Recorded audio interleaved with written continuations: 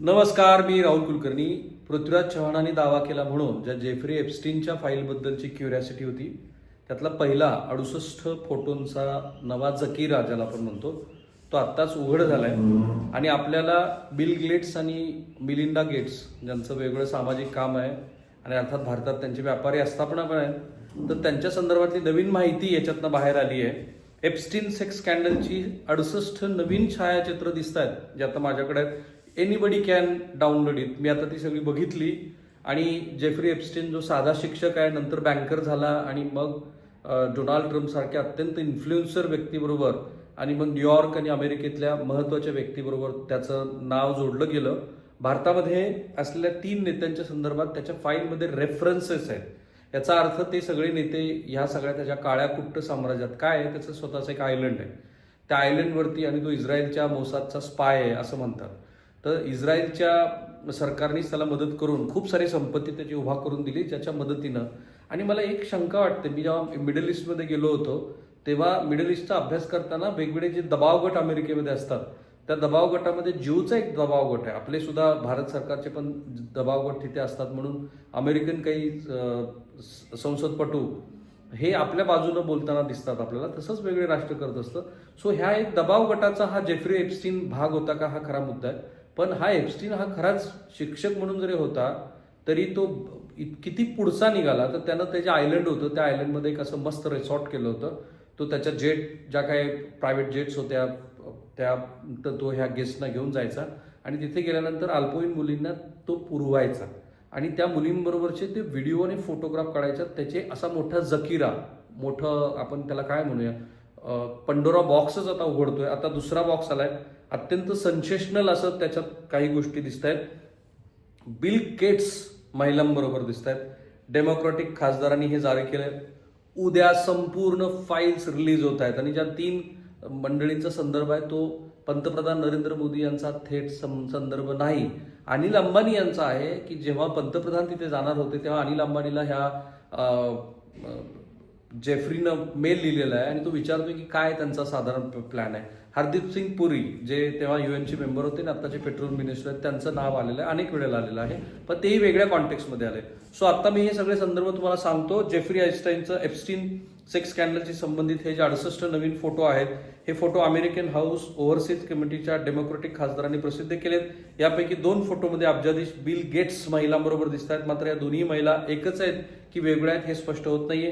हे लक्षात घ्या की हे फोटोवरून असं सूचित होत नाही की ही व्यक्ती कोणत्याही गैरकृत्यात सामील होती. एप्स्टीन फाईल्स प्रसिद्ध झाल्यानंतरच ही माहिती समोर येईल. पण these are the very interesting photographs. कारण आपल्याकडे पृथ्वीराज चव्हाणांनी असं म्हटलंय की the moment Epstein files come out it will be a big shocker for India. भारतात कदाचित पंतप्रधान पदाचा सुद्धा राजीनामा पंतप्रधान नरेंद्र मोदी यांना द्यावा लागेल वगैरे वगैरे. अमेरिकेचा जो न्याय विभाग आहे उद्या या सेक्स स्कॅन्डलशी संबंधित सर्व फाईल खुल्या करणार आहे. त्यापूर्वी 12 डिसेंबर हे जे बिल गेट्सचे 12 फोटो डिस्क्लोज झालेले आहेत, तसेच आज बरेचसे फोटो दिसत आहेत. त्या नवीन फोटोमध्ये महिलेच्या शरीराच्या विविध भागावर हस्तलिखित संदेश दिसतात. बीबीसीनं आता दिलं एक वृत्त छापलंय, त्यांनी लोलिता या लोकप्रिय पुस्तकातनं हा घेतलंय. या फोटोमध्ये त्या पुस्तकाची एक प्रत पण दिसते आहे लोलिताची. लोलिता ही एक वादग्रस्त कादंबरी आहे जे एका अल्पवयीन मुलीच्या शोषणाचं चित्रण करते. परिणामी लोक या पुस्तकातील उतारे एका महिलेच्या शरीरावर वापरण्याबद्दल प्रश्न उपस्थित करत आहेत आणि हा आता संवेदनशील मुद्दा बनलेला आहे. हे सर्व संदेश एकाच महिलेच्या शरीरावरती लिहिले गेलेले आहेत की वेगवेगळ्या महिला आहेत हे कळत नाही, पण ते फोटो दिसत आहेत. शी वॉज लोला इन स्टोक्स वगैरे असं बरंच काय केलेलं आहे. एप्स्टीनच्या निवासस्थानात 95,000 फोटो जप्त करण्यात आलेले आहेत.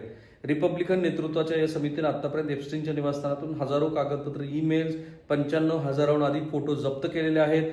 रिपब्लिकननी डेमोक्रॅट्सवर ट्रम्पला लक्ष करण्यासाठी फक्त निवडकच फोटो पब्लिश केल्याचं सांगितलंय.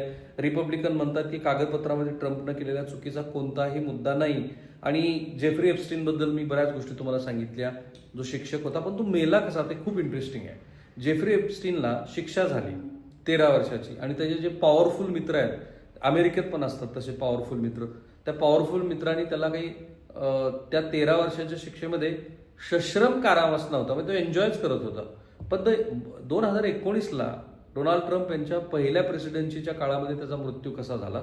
इमॅजिन करा की एक सॉलिटेअर असलेलं म्हणजे कन्फाइनमेंट असलेली स्वतंत्र अशी एक कोठडी आहे त्या कोठडीमध्ये सगळ्या बाजूनं व्हिडिओ कॅमेरे आहेत, त्याची प्रत्येक मुवमेंट टिपली जाते आणि 24 तास खडा पहार आहे 24/7 तगड्या गार्डचा. तरी सुद्धा एके दिवशी भल्या पहाटे अशी बातमी येते अमेरिकन प्रसारमाध्यमामध्ये की जेफ्री एप्स्टीननं आत्महत्या केली. आणि मग त्याच्यानंतर असं मानलं जातं की त्या आत्महत्येचे तपशील बघितल्यानंतर की ही वॉज किल्ड, नॉट हँग्ड हिमसेल्फ.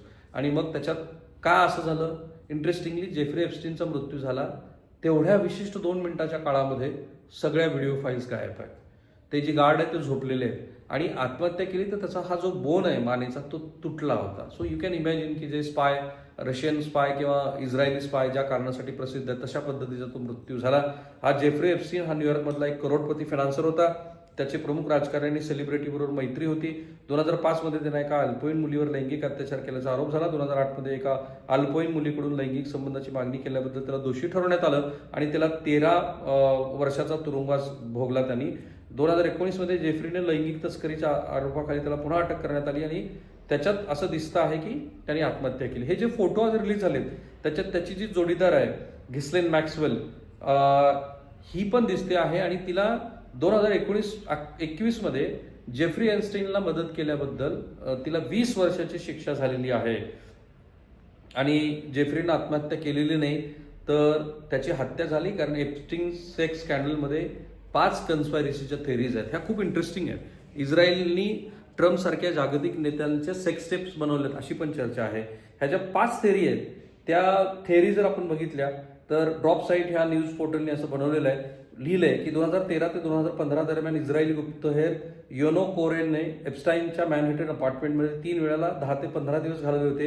एप्स्टीनच्या ईमेल रेकॉर्डवरून असं दिसते की योनोने एप्स्टाईन आणि इस्रायली सरकारमधला संवाद झालाय.